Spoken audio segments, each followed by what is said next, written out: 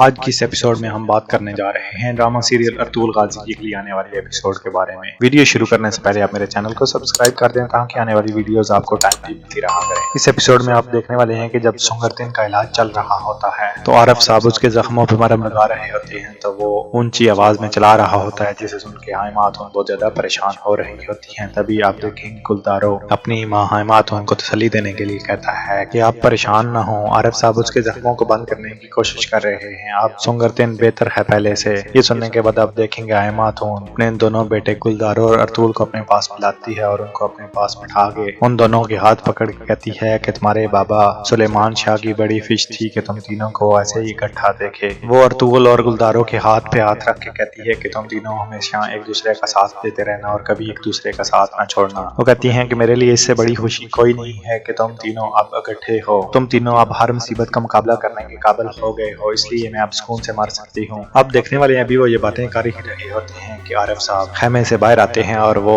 حائمہ خاتون اور ارطغرل کو بتاتے ہیں کہ اب سنگرتین بہتر ہے، میں نے اس کے زخموں کے اوپر مرہم پٹی لگا دی ہے، اب اس کو مسئلہ کوئی نہیں، وہ 3 دن کے اندر صحت یاب ہو جائے گا۔ یہ سننے کے بعد حائمہ خاتون بے ہوش ہو جاتی ہیں اور وہ اس کو دعائیں دیتی ہیں کہ اللہ تمہیں لمبی صحت دے۔ اب دیکھیں گے اس کے بعد ابھی یہ باتیں ہو ہی رہی ہوتی ہیں کہ ارطغرل عارف صاحب سے کہتا ہے کہ میں نے آپ سے بات کرنی ہے عبدالرحمن کے بارے میں کہ اس کی طبیعت کیسی ہے۔ وہ ان کو لے کے ان کے خیمے میں چلا جاتا ہے جہاں وہ عبدالرحمن کا علاج کر رہے ہوتے ہیں۔ اب دیکھنے والے ہیں ارطغرل عبدالرحمن کی حالت دیکھ کے کہتا ہے کہ میں نویان سے اس بات کا بدلہ ضرور لوں گا، اس نے جو تمہارے ساتھ کیا ہے۔ یہ سننے کے بعد آپ دیکھیں گے عارف صاحب کہتے ہیں کہ مجھے اس بات پہ پورا یقین ہے کہ جب تک آپ زندہ ہیں نویان سے اس بات کا بدلہ ضرور لیں گے۔ ابھی وہ یہ باتیں کر ہی رہے ہوتے ہیں کہ ارطغرل اس کو کہتا ہے کہ سنگرتین سفید داڑھی والوں کو جانتا ہے اور وہ یہ چاہتا ہے کہ سفید داڑھی والوں کے ساتھ مل کے ترک قبیلے جو منگولوں کے ساتھ مل کے لڑ رہے ہیں ان کو اقتائی کی آرمی سے نکالنا ہوگا تاکہ ہم اپنی سلطنت کو محفوظ ہاتھوں میں رکھ سکیں۔ یہ سننے کے بعد آپ دیکھیں گے عارف صاحب بہت ہی حیران و پریشان ہو جاتے ہیں۔ وہ کہتے ہیں کہ اس کو یہ سب کیسے پتہ چلا، جس کے جواب میں آپ دیکھیں گے ارطغرل ان کو بتاتا ہے کہ ہمارے پاس اوز خان کی ایک سیل ہے جس کی وجہ سے ہمیں یہ پتہ چلا۔ عارف صاحب کہتے ہیں کیا وہ سیل آپ کے پاس ہے، جس کے جواب میں آپ دیکھیں گے ارطغرل کہتا ہے ہاں وہ میرے پاس ہے۔ ارطغرل صاحب اس کو کہتے ہیں کہ میں یہ چاہ رہا ہوں کہ جب تک منگول اناطولیہ میں آنے کی کوشش کریں گے اس سے پہلے ہم ان کی آرمی کو یہاں پہ کمزور کر دیں گے تاکہ وہ کامیابیاں حاصل نہ کر سکیں۔ یہ سننے کے بعد آپ دیکھیں گے عارف صاحب بہت زیادہ خوش ہو جاتے ہیں کہ جیسے آپ سوچ رہے ہیں بالکل ویسا ہی ہونا چاہیے تاکہ ہم اپنی ریاست کو محفوظ رکھ سکیں اور کسی بھی ایسے آدمی کے ہاتھوں میں نہ چلی جائے جو اس کو نقصان پہنچانے والا ہو۔ اس کے بعد وہ ارطغرل کو دعائیں دیتے ہوئے کہتے ہیں کہ اللہ آپ کو ہمیشہ ایسا ہی قائم و دائم رکھے اور آپ اپنی عقل و بصیرت کے سائے میں ہمارے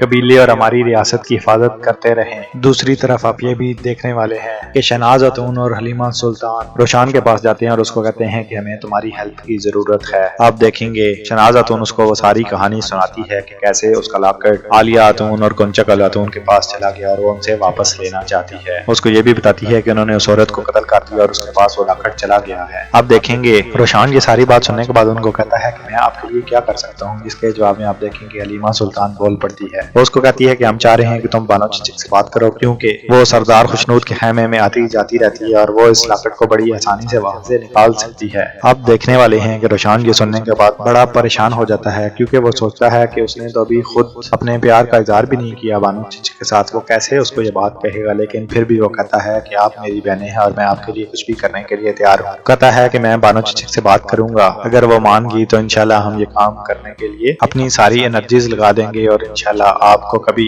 ذلت اور رسوائی کا سامنا نہیں کرنا پڑے گا۔ ویورز دوسری طرف آپ یہ بھی دیکھنے والے ہیں کہ تاجر افراسیاب نویان کے بتائے ہوئے کام کے لیے اپنے ساتھی کو بلاتا ہے اور اس کو کہتا ہے کہ جو سامان ہم نے لوڈ کرنا تھا وہ لوڈ ہو چکا ہے، جس کے جواب میں اس کا ساتھی کہتا ہے کہ ہم لوڈ کر رہے ہیں، شام ہونے تک یہ سارا کام ہو جائے گا۔ آپ دیکھیں گے افراسیاب اس کو کہتا ہے کہ تم ایک گاڑی کو رات دیر تک یہاں ہی روک لو تاکہ ہم نے کسی کو ساتھ لے کے جانا ہے اور ہم اس کو بھی اپنے ساتھ رات کے اندھیرے میں لے کے جائیں گے۔ اس ایپیسوڈ میں آپ کو یہ بھی دیکھنے کو ملنے والا ہے کہ جب حائمہ خاتون عالیہ خاتون اور اس کی بھتیجی گونچہ کو کھانے کے لیے دعوت پہ بلاتی ہیں تو آپ دیکھیں گے عالیہ خاتون گونچہ کہتی ہے کہ یہ تمہارے لیے بہت اچھا موقع ہے کہ تم وہاں سے وہ مور چرا سکو۔ اس کو کہتی ہیں کہ جب ہم لوگ کھانا کھا رہے ہوں گے تو تم ان کے خیمے کے اندر جانا اور وہاں سے تم نے وہ مور چرا کے اپنے پاس رکھ لینی ہے اور واپس آتے ہوئے تم نے وہ ہمیں دے دینی ہے۔ آپ دیکھنے والے ہیں وہاں سارے کھانے کی میز پر بیٹھے ہوتے ہیں، کھانا کھا رہے ہوتے ہیں، تبھی آپ دیکھیں گے تیمور بول پڑتا ہے۔ وہ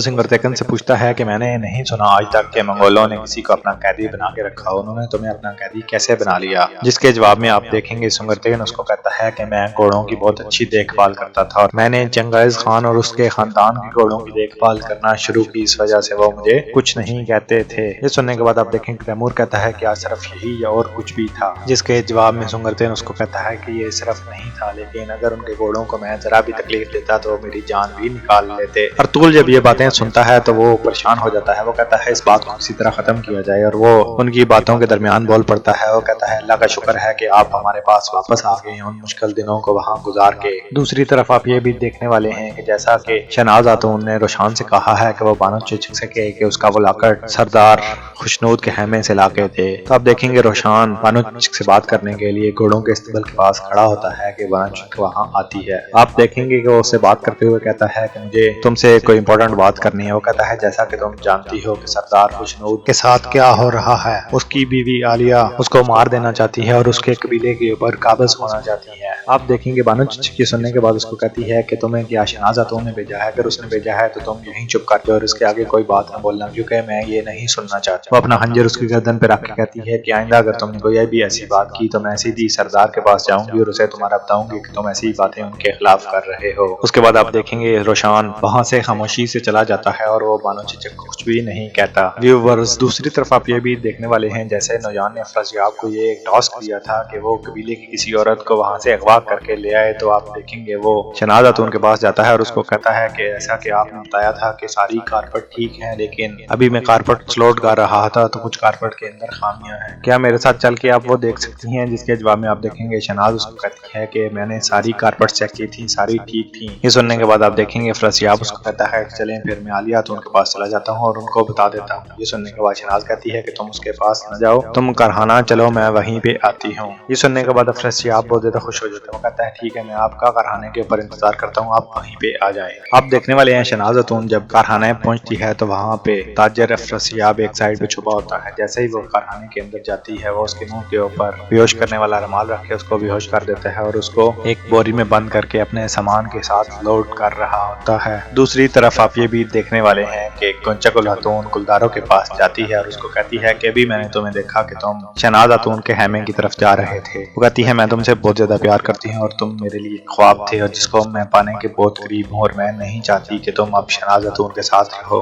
आप देखें गुलदारो ये सुनने के बाद उसको कहता है कि गोंचागुल मेरी एक बात याद रखना कि शहनाज खातून मेरी बीवी है और वो चाहती है कि वो मरने तक मेरी बीवी रहे, और मैंने भी उसके साथ वादा किया है कि मैं मरने तक तुम्हारा शोर रहूंगा, इसलिए आइंदा इस बात पे बात नहीं होनी चाहिए। गोंचागुल गुलदारों से ऐसी बात की उम्मीद नहीं कर रही होती, लेकिन जब वो उससे ये बातें सुनती है तो वो वहाँ से चुप करके चली जाती है और उसको कुछ भी नहीं कहती। एक तरफ तो आप देख रहे हैं गुलदारो अपनी होने वाली बीवी गोंचागुल के साथ बातों में मसरूफ है और दूसरी तरफ उसका कैदी हमजा वहाँ से भागने की तैयारियां कर रहा है। हमजा के पास उसके लॉकअप की चाबी कहीं से आ जाती है और वो लॉकअप खोल के वहाँ से निकलने की कर रहा होता है, जबकि दूसरी तरफ आप ये भी देखने वाले हैं कि गोंचागुल गुलदारों से बातें करने के बाद वापस अपने हैमे में जाती है। अब देखेंगे जब मेहरदीन और उसकी फूफो आलिया वहाँ पहुंचती है तो वो बहुत ज्यादा खुश होती है। उनको कहती है कि मैंने अपना काम कर लिया है। वो उनको बताती है कि मैं वो मोर चुरा के ले आई हूँ, जिसे सुन के आप देखेंगे मेहरदीन और उसकी फूफो आलिया बहुत ज्यादा खुश हो जाती है। गोंचागुल उनको बताती है कि खाने के टाइम जब सारे लोग खाना खा रहे थे तो मैं रोशनी के साथ उसके हैमे के अंदर गई और वहां से मैंने